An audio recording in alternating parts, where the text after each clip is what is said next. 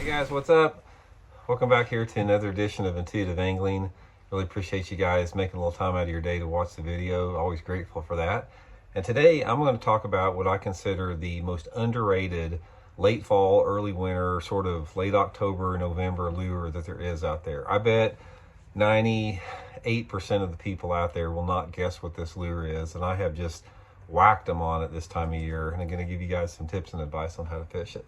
Real quick, just want to remind you guys, if you haven't had a chance, I'd like to invite you to go by fishthemoment.com. Check out all of our fall and winter lake map breakdowns. Got a bunch of them on the website there. Just go to the lake map breakdown section. Check out all my winter and fall maps, and also we can build you a personal map. Great way to learn more about a lake you want to learn more about. Also, please, if you haven't had a chance, subscribe to the new Bass Fishing Declassified YouTube channel. Brought to you by Fish the Moment, that myself and Matt Steffen and a few other anglers are involved with. Much appreciated. Okay guys, I'm going to show you what it is right off the bat, and then I'm going to talk to you guys about how, when, and why you want to fish it. It's a 1/4 ounce, just old school rattle trap that you can buy at Walmart or anything like this.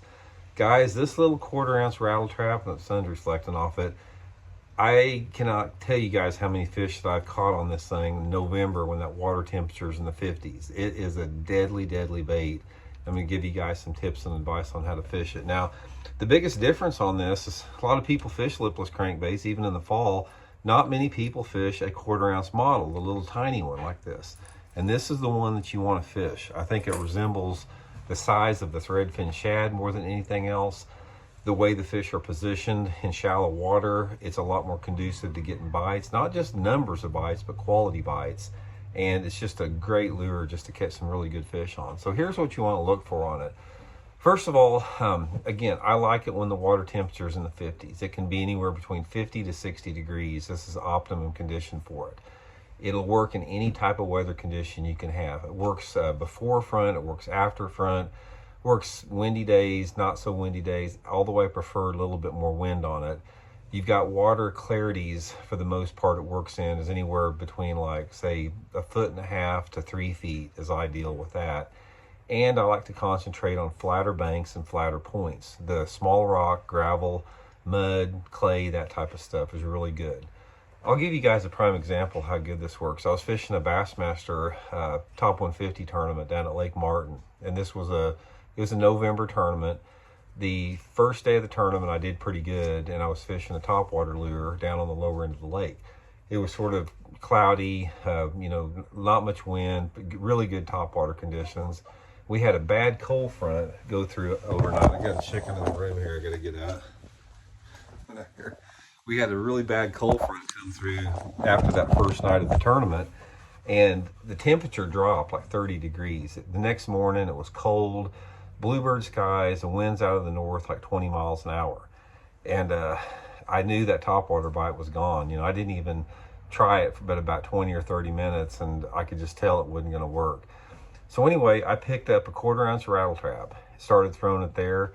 In 45 minutes, I caught a good limit of fish on it. They would not touch anything else. They wanted that little 1/4 ounce rattle trap, fishing it around basically flatter points and that type of stuff. This was back in the 90s.